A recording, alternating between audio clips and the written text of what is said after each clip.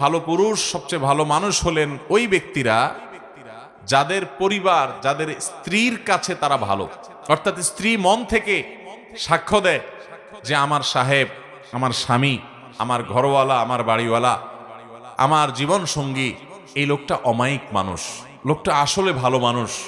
এই সার্টিফিকেট যদি কেউ তার বউয়ের কাছ থেকে পাবে বলে তার দিল সাক্ষ্য দেয়, এই মানুষটা আসলেই ভালো মানুষ, আল্লাহর কাছেও ভালো মানুষ।